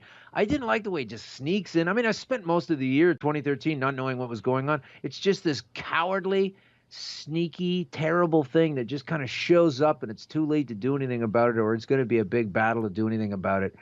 And I don't like the way it's sneaky, and it's like you're walking through a fog and you don't really know anything. Well, one of the bags of tricks that I used were mental visualization techniques. It's not just cannabis. It's that the cannabis helps you find other things. It literally does things to your body, but it also does things to your brain, and good things, thanks. Enough with the song and dance from the upset cops. Okay, they don't know what they're talking about. Where everybody over there's got 100 IQ, all right? They shouldn't be setting government policy when you're giving it to the cops. A chief cop is only a little bit smarter than a 100 IQ regular cop. Why go to them 100% across the board when they're going to bring this stuff in? But what I'm saying is this oil also makes you come up with ideas, and one of the ideas I got was anthropomorphize this thing. So I basically visualized my cancer as a great big aggressor, huge, furry boots, dirty, stinking, sneaking guy that I could literally look at and see. And I made him way bigger than me. I made, because you want to make it like unrealistic, like it's nothing, like a fly on your arm when you're trying to have a soup. I mean, I made it big, but then I could see it, right? I could literally take a look at it, and I could imagine myself kind of going in and around the back of the legs and taking shots out of its ankles and calves and type of thing. You need to visualize this thing as an actual aggressor that you can sort of counter navigate. And then you don't even go to war like they say. Go to war. Oh, you got to go to war with cancer, war on cancer. We're going to start this battle. We're going to start this war. We're going to bring out the big guns. We're going to blast it out with this and that. We're going to cut it out with radiation. We're going to slash that thing. We're going to burn it out with, all that thing. And we're going to poison that thing with chemo. We're going to burn that thing. How about this? Forget all of that. Forget all of that going to war stuff. That's not the methodology you're supposed to use for cancer. A war needs two sides. What's that? A war needs two sides. A war needs two sides. It's resistance. Exactly. It's resistance that causes conflict. So here's what I did. I treated it by treating myself. So when we hear the word cure, and you mentioned at the beginning of the show, I understand where that's all coming from, but this really is about semantics, because the words have vibrations and the things have meaning beyond what people understand. But what I did was I didn't go after the disease specifically. Once I got it into a face and a body, I was like, okay, I can see that thing. But I didn't go after it per se, like, I'm going to kill you. I just needed to be able to keep an eye on it, to understand what was going on. And what happened was, slightly and gradually over time, this disease that you're trying to kill, in the beginning, I realized I don't need to kill the disease. I just need to make my body into such a state that disease cannot take hold, and it just falls off. Like if you tried to put a Velcro thing on a piece of glass, and you've made what was a rough surface area into a piece of glass, all of a sudden that thing, that disease with the latches, it doesn't hold on anymore. So I'm not treating the damaged tomatoes in my garden by trying to fix them with special sprays and drugs and chemicals and cutting them out. I go, that's just a symptom of the problem. And the problem is that the soil is screwed up. There's maybe some kid poured a thing of paint down there, or maybe it's too close to the road and it's picking up a lot of car exhaust. And that's why you're having a problem with your tomatoes. So what I've done with the oil is, and how it's a nutritive property that stimulates your immune system from the tip to the bottom. That's the whole thing. That's what it's doing. And if that's working, then that means it's stimulating your brain. It means you're oiling up parts of your brain you don't even think about. Yeah, absolutely. The cerebellum and the pituitary and the pineal and all that stuff that they say, it's not a big deal. But meanwhile, you know it's a big deal because they're working that amygdala, that fear receptor center like crazy 24/7. We got a nuclear bomb. We got a war going on in the States, the race war, and we've got a nuclear war going on, and all the financial things going to collapse. And watch the news tonight. And Donald Trump said this. It's like constant craziness to get you so upset. They're playing that amygdala in your brain like it's a dinner triangle, like, come on, ding, ding, ding, soup's on, let's go. They're playing that thing in all of us because they know that thing can be played. But as soon as you start actually using the other parts of your brain, and the oil that's being used to pull yourself out of trouble is also going up and down in your brain and your immune system and everywhere else. Well, it's keeping Pardon? So I was saying it's keeping people in a low vibrational state of awareness as well, isn't it? It's fear is a very low vibrational energy. It's a horrible feeling to feel scared, to feel that fear and anxiety, and you only got to turn on the television news, and there's very few positive stories that give you uplifting things. It's all negative. It's all frightening. It's all doom and gloom, and there's nothing that treats the other side of you, which is the positive, imaginative. Right. It's all negative. And that's how I could tell that this whole thing was a scam, because for them to they must be deliberately focusing on that amygdala that interprets fear that way and sort of runs your life. They don't really want to focus on the other aspects of how well that brain is affected. But what you're doing simply with this oil is you're conditioning your body to understand this nutrient that you were supposed to have anyway. And by the time you're using the oil, it's kind of like the jaws of life. The car thing, you guys have that over there? It's like a big vice grip, huge piece of mechanical equipment, like a mini crane. And it'll just tear a car apart like a can opener to get the person out. To save the person in the burning car crash. It just cuts everything apart, just like putting a tin can inside a pair of scissors. That's called the jaws of life. They use it in terrible road accidents. And that's kind of what the oil is. You're at this point where you're done. You're finished. It's over. You've got nothing but terrible news. You're stage 2, 3, 4 cancer, whatever it is. You're not coming back. The oil simply changes the makeup, the pH makeup, the blood makeup in your body to be at a place where this disease can't latch on. You're okay. You don't have dis-ease. You have ease.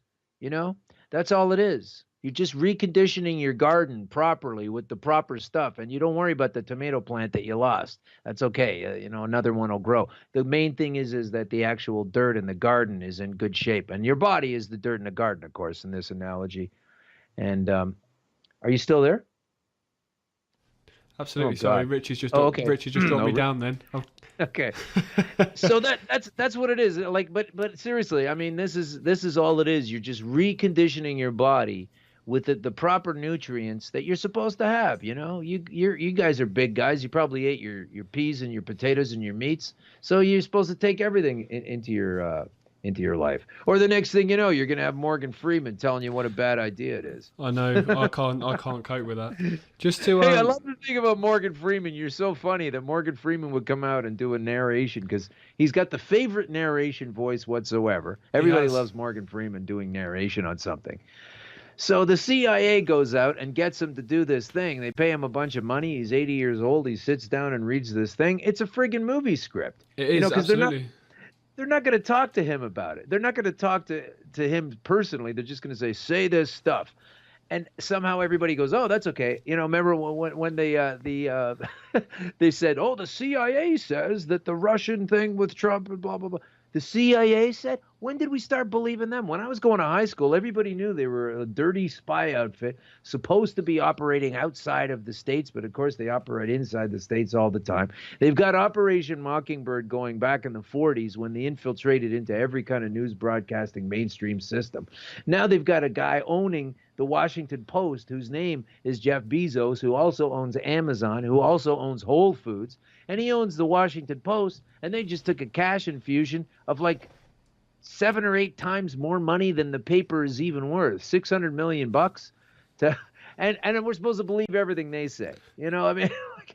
It's incredible to me. Hey, can we get Seymour Hersh on to talk about this situation with the Russians? He says it's all bullshit. Well, we're not going to talk to Seymour Hersh. We're going to talk to some blonde chick on Fox News with her sleeves rolled up. She's never even heard of Operation Mockingbird or could manage all the syllables that it takes to say that thing. So, I mean, these guys are nuts. They've created a paradigm of, I don't know how people believe the CIA now. They go, oh, see, Hillary was supposed to win because the CIA said. When did the CIA say something that was cool and to your favor? Ever? Seriously. I know. I know. It's just amazing to me. But these layers of bullshit, sorry, I don't know if I can say that on your show. Of course they you can. just come right off. They come right off when you rinse your third eye, your pineal gland, which is a thing that's in your eye that does help perceive. It's part of your sensory system. And it's kind of lying dormant in most of us. But when you take this oil, that crack, that'll come right off. That concrete cover that's on there, it'll just fall right off. Absolutely. It's all the fluoride that calcifies the pineal gland, isn't it? I mean, it's something that I'm quite passionate about, the going back to Morgan Freeman, is celebrities and people in positions of influence that just abuse that by doing things like he's done, which is be given a movie script that clearly knows nothing about and using his influence to just talk absolute rubbish when he's got no idea what he's talking about. And I guarantee a lot of people, a lot of fans of his won't have reacted the way we are now, going, what's he doing? They'll be buying it. And it's... Oh, sure. It's madness. If you're in a position of power or influence or people look up to you, then you can't be speaking about things you don't know what you're talking about. It's dangerous, really dangerous. Yeah. Well, I don't think the CIA cares about that. I think what they have there is they've ascertained, as have we all, over the past several years, 15 years or so, that Morgan Freeman is a trusted, I'm talking tonally, I'm talking listen to his voice. He's a trusted, loved actor. He cuts it really well with white folks who don't really like black folks. There's a certain amount of black folks that are okay with white folks, right? Like Bill Cosby used to be that before he came out as a disastrous serial offender. But he's a black guy that white people were okay with, even racist people. There's certain guys that have been able to do it.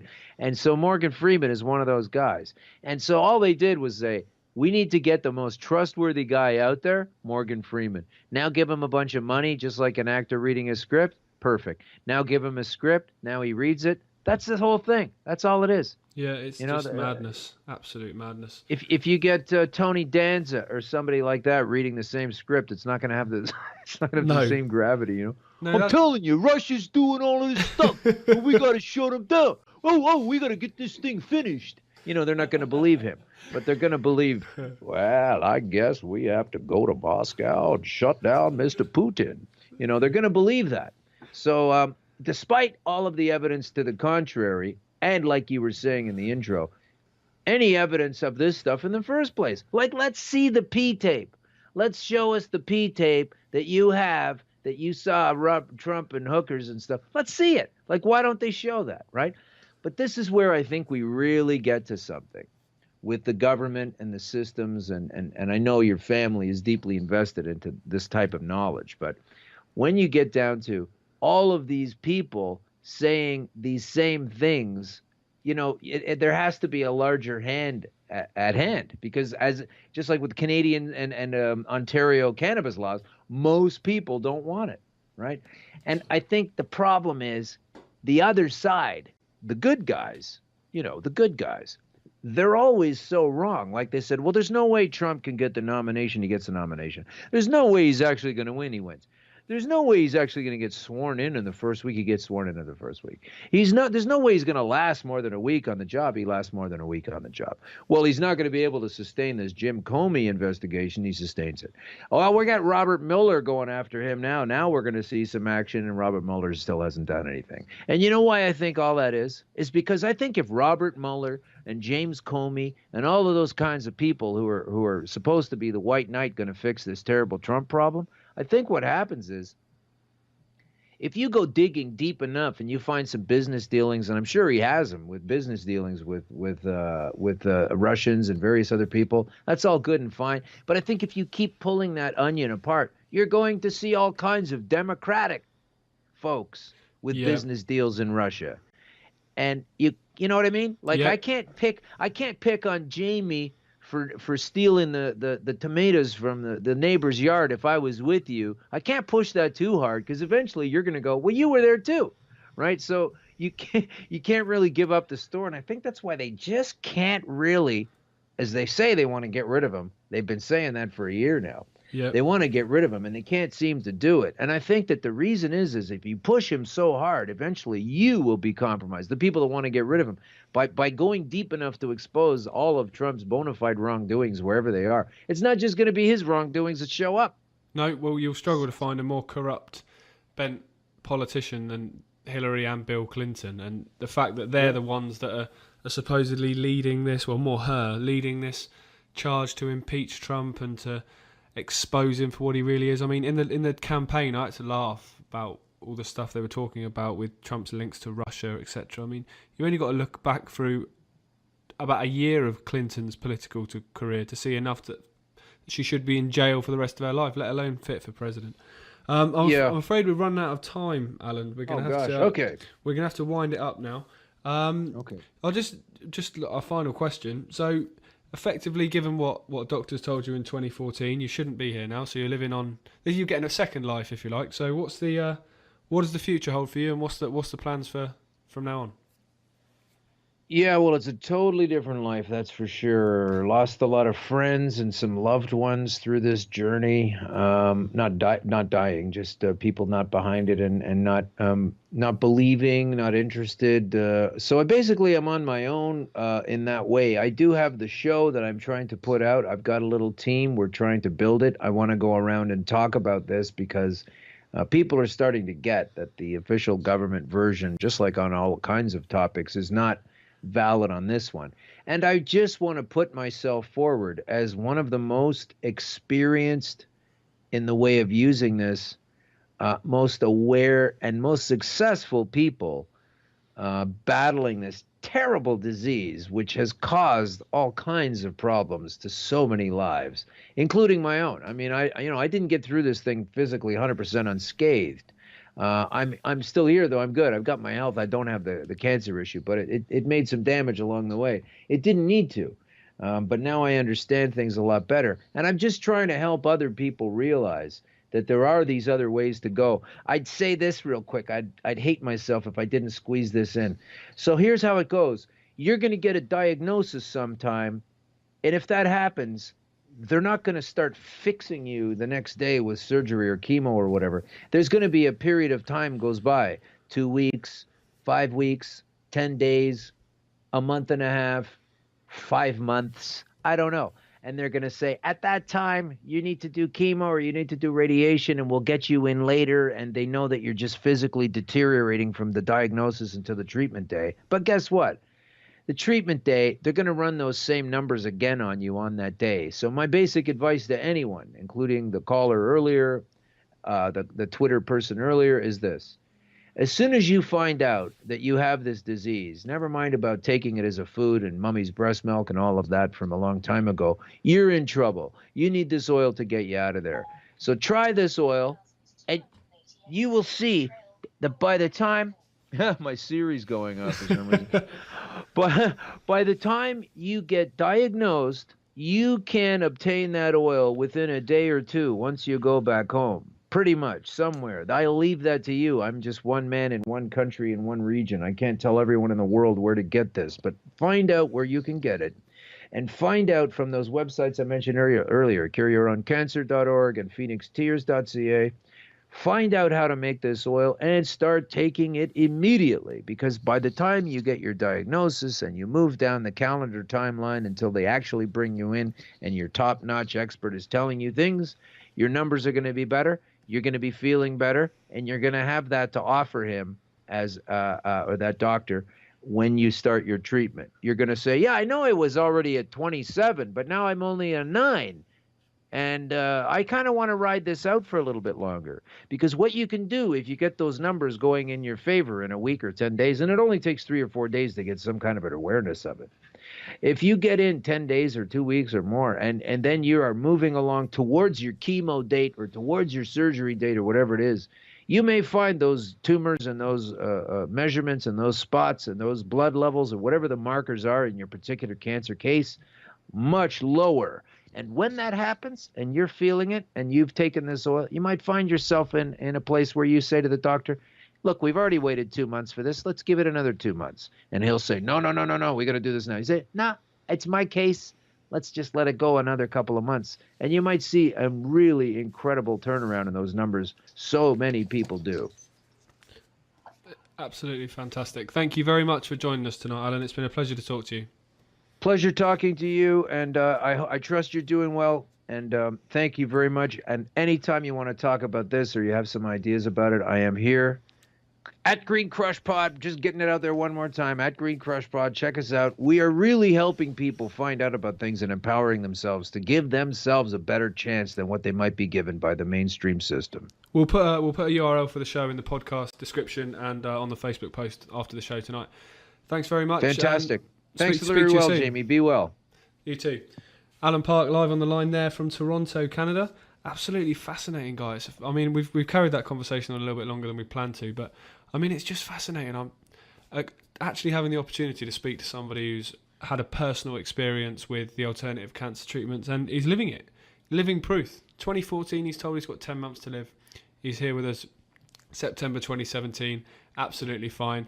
I met him a few weeks ago. He looks as healthy as you and me. And it's the fact that people like that have to come on alternative shows like this to really get their story out is just something that I will never understand. This is something that should be being shouted from the rooftops on the mainstream media. Something that affects one in 3 people in the UK supposedly get cancer.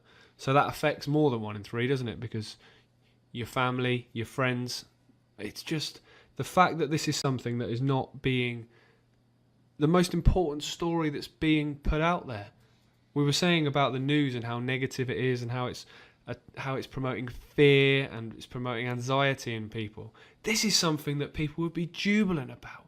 There'd be parties in the street in the same way that back years ago when a cure for smallpox was found, and that was incredible. It gave people a lease of life, and it's the same with cancer. And the fact that the cures are there and the treatments are there, and it's something I'll never begin to understand. And yeah, I mean, I could speak about that all night alone. So the phone lines are now open. We've only got about 15 minutes or so left, so I probably have time for a couple of calls if you've got anything you want to say on what we've spoken to Alan about, anything else at all. So the Skype is Chat with Richie. The phone line is +44 161 408 2017 if you're calling from outside the UK. If you're calling from within the UK, drop the +44, so 01 61 408 2017. Keep your tweets coming in. You've been tweeting a lot tonight to me and Richie. We're going to read a few more of those. We've got Faisal on the line. Good evening, Faisal. How are you? Right. All right. Yeah. Just managed to turn the show off there so I could hear you. How are you doing? You all right? All right. Yourself? Yes, not too bad. Thanks. Show's going well. Jolly good. Yeah, it seems to be going well. If everyone's enjoying it, that's the main thing. Most of what I'd say about that is probably stuff I've already tweeted, but I don't know if people have seen the tweets or not. No, yeah. To do with somebody was concerned about how to get hold of hemp or cannabis that isn't the kind of the sort of strains that have been bred for basically partying over the last 20 years. It's hard to get stuff which is basically the kind of thing the hippies used to smoke. Yep, I've not got which will probably be more of a natural thing. Which, if you're looking for a medical effect, is. And I just did have a tip on that, which is I got from my aunt actually in Switzerland. She was feeding birds and stuff and just throwing birdseed around, and she found a couple of the plants that came up from seeds that were left were actually cannabis, and so she just let them grow, and you do actually have quite good cannabis seeds in bird seed sometimes. Right.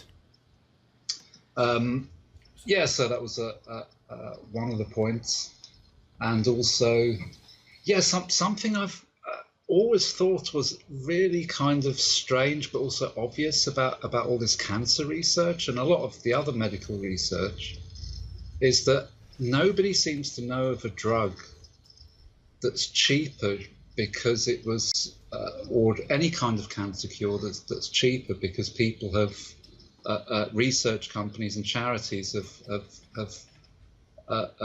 patented it, have researched it and patented it, and so now it's some kind of cheap cure. All of the patents for any kind of cure all seem to be held by the pharmaceutical companies, and then they say, oh, we have to charge that much for the drug.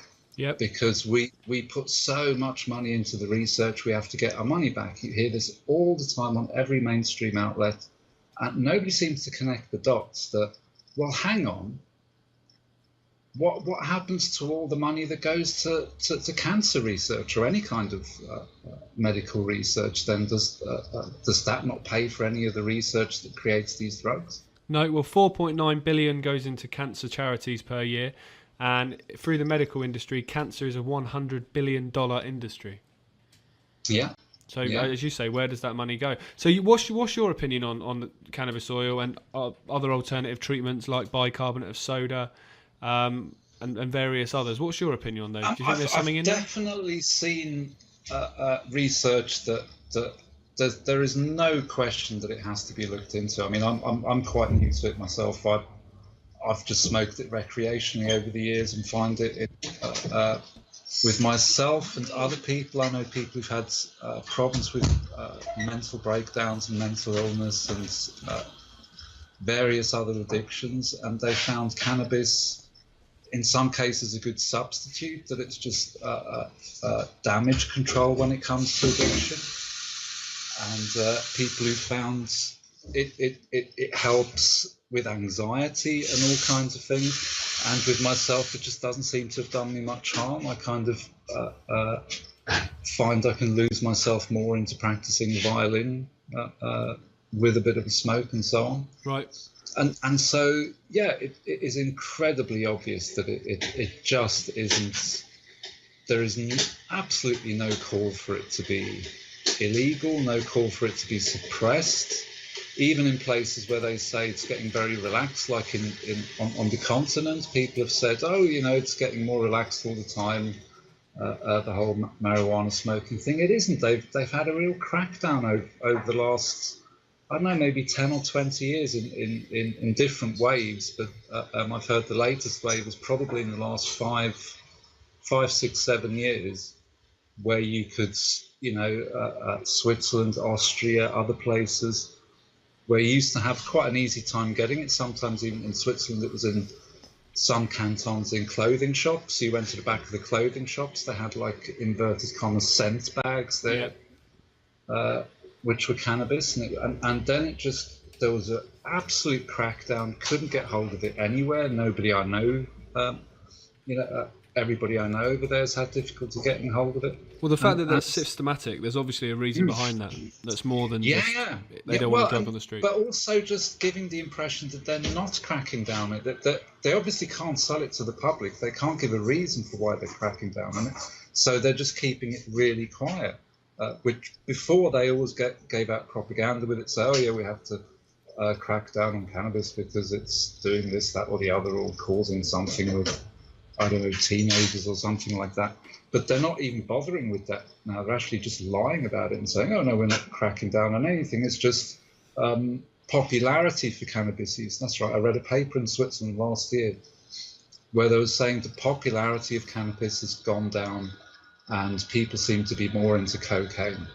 And my interpretation of that was, my goodness, they're actually excusing the cannabis crackdown that way, pretending it's not happening, but saying, oh, it's just not, people don't want it anymore. And people are more into cocaine, like they're trying to sell cocaine. Well, that was a weird development on the continent, I think. Absolutely. Well, what they don't want is they don't want this to create a trend where more and more people start to turn to these alternative treatments, including cannabis, and have positive effects of it. They don't want that to start a wave. We're going to have to leave it there, Faisal, and we'll chat again soon, I'm sure. Take care. Yeah, thanks for letting me have a chat. Take care. Thanks for calling in. Faisal there on the line.